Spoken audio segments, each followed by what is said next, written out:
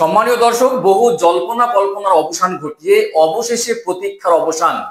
মুসলিমদের জন্য 5টি বড় ধরনের আশ্বাস। কারণ ওয়াকফ সংশোধনী বিল 2025 পাশ হয়ে গেল এবং গুরুত্বপূর্ণ আশ্বাস রয়েছে মুসলিমদের জন্য যে বহু প্রতীক্ষিত এবং জল্পনা কল্পনার অবসান ঘটলো। কারণ ওয়াকফ সংশোধনী বিল নিয়ে অনেক দিন থেকেই কিন্তু তোলপাড় চলছিল দেশে, সেই অবশেষে প্রতীক্ষার অবসান ঘটলো এবং ওয়াকফ সংশোধনী বিল 2025 পাশ হয়ে গেল বিধানসভায়, এবং যেখানে কিন্তু মুসলিমদের জন্য 5টি বড় ধরনের আশ্বাস দেওয়া হয়েছে।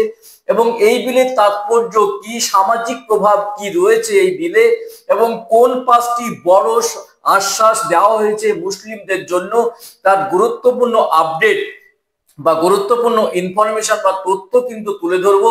এবং ওয়াকফ সংশোধনী বিল নিয়ে যে আপডেট চলে এসেছে সেটা কিন্তু আপনাদের সামনেই ভিডিওর মাধ্যমে তুলে ধরতে চাইছি এবং তুলে ধরার চেষ্টা করব। ভিডিও শুরু করার আগে ছোট্ট একটা রিকোয়েস্ট, চ্যানেলে প্রথম হয়ে থাকলে অবশ্যই চ্যানেলটি সাবস্ক্রাইব করে পাশের ঘন্টাটি বাজিয়ে রাখবেন এই ধরনের লেটেস্ট এবং কারেন্ট আপডেট সবার আগে পাওয়ার জন্য, এবং বেশি বেশি করে লাইক এবং শেয়ার করতে একদম ভুলবেন না। চলুন বিস্তারিত আপডেট দেখে নিয়ে যাক। ওয়াকফ সংশোধনী বিল পাস 2025, মুসলিমদের জন্য 5টি বড় আশ্বাস, চলুন দেখে নিই। দেখুন, বলা হচ্ছে ওয়াকফ সংশোধনী বিল 2025 পাস হয়ে গেল লোকসভায়, মুসলিমদের জন্য 5টি বড় আশ্বাস। তুমুল বিতর্কের মধ্যে এবং অবশেষে প্রতীক্ষার অবসান ঘটলো, জল্পনা কল্পনার অবসান ঘটিয়ে সংশোধনী বিল পাস হয়ে গেল ওয়াকফ সংশোধনী বিল 2025। কেন্দ্রীয় সংসদ বিষয়ক মন্ত্রী কিরেন রিজিজু এই বিলটি পেশ করেন এবং ওয়াকফ সম্পত্তির ব্যবস্থাপনায় স্বচ্ছতা দায়বদ্ধতা আনার লক্ষ্যে আনা হয়েছে। সরকার মুসলিম সম্প্রদায়কে 5টি গুরুত্বপূর্ণ আশ্বাস এই বিলটিতে দেওয়া হয়েছে। সেই গুরুত্বপূর্ণ 5টি আশ্বাস সরকার বিলটির উদ্দেশ্য স্পষ্ট করে জানিয়েছে যে শুধুমাত্র ওয়াকফ সম্পত্তির বিরোধ নিষ্পত্তি বা নিয়ন্ত্রণের জন্য নয়।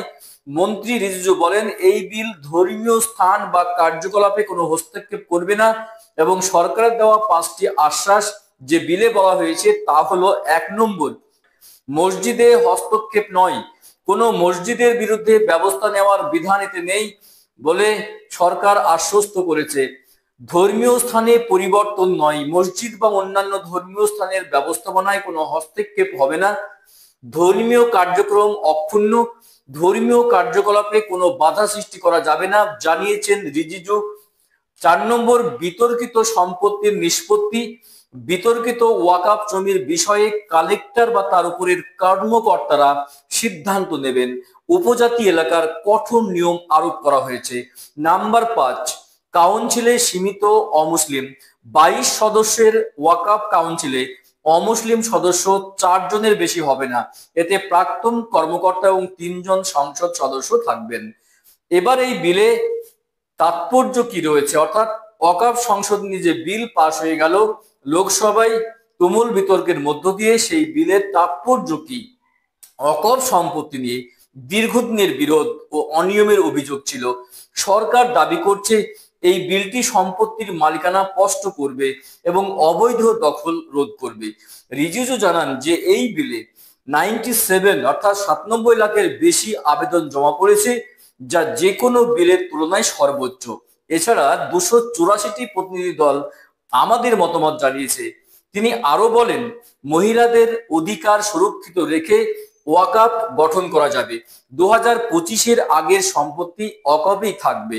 এবার জানিয়ে দেব যে এই বিলে রাজনৈতিক এবং সামাজিক প্রভাব কি পড়বে। বিলটি পাশ হওয়ায় এনডিএর ঐক্য প্রকাশ পেয়েছে, তবে বিরোধীদের প্রতিবাদ এটিকে রাজনৈতিকভাবে উত্তপ্ত করে তুলেছে। রাজনৈতিক বিশ্লেষক অমিতাভ সিং মনে করেন, সরকার এই বিলের মাধ্যমে প্রশাসনিক সংস্কারের বার্তা দিতে চাইলেও বিরোধীদের ধর্মীয় মেরুকরণের অভিযোগ এটিকে বিতর্কিত করেছে। মুসলিম সম্প্রদায়ের মধ্যে এই আশ্বাস কতটা গ্রহণযোগ্য হবে তা আগামী দিনে স্পষ্ট হবে।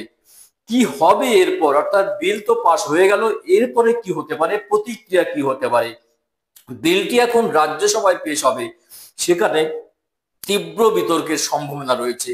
ওয়াকফ সম্পত্তি সংক্রান্ত বিরোধের সমাধান আইন কতটা কার্যকর হবে তা বাস্তবায়নের উপর নির্ভর করছে।